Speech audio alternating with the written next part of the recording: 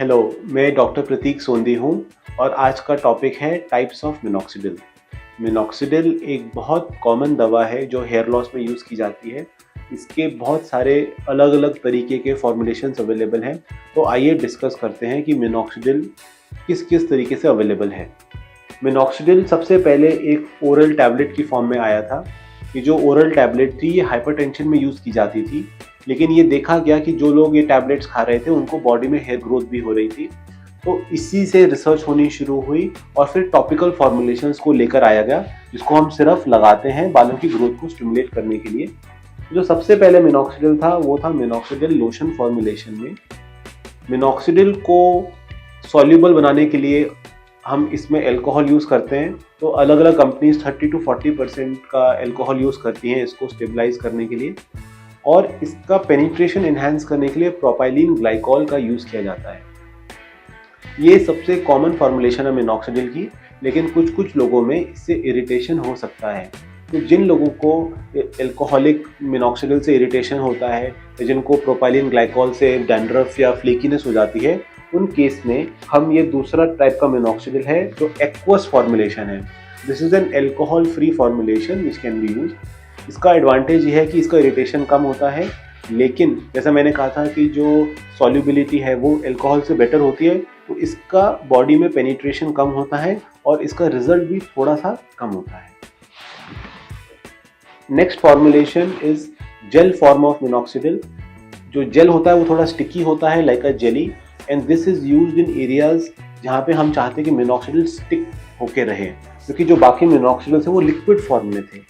तो जैसे अगर हमें बियर्ड ग्रोथ करानी है या हमें आईब्रोज ग्रोथ करानी है या हमें नेल्स की ग्रोथ करानी है, तो यहाँ पे हम चाहते हैं कि मिनॉक्सिडिल बिल्कुल भी हिले ना।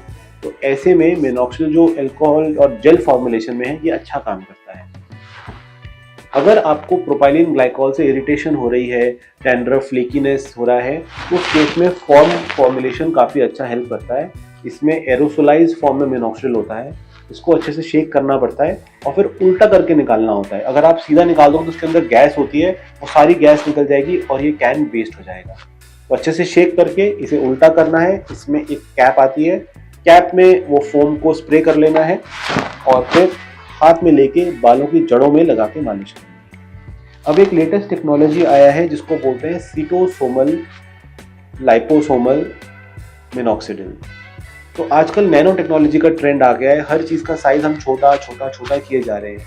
जैसे अगर आप कंप्यूटर यूज़ करते हैं तो जो चिप्स हैं, चिप्स का साइज़ अब नैनोमीटर्स में आ गया है, इसको बोलते हैं नैनो टेक्नोलॉजी।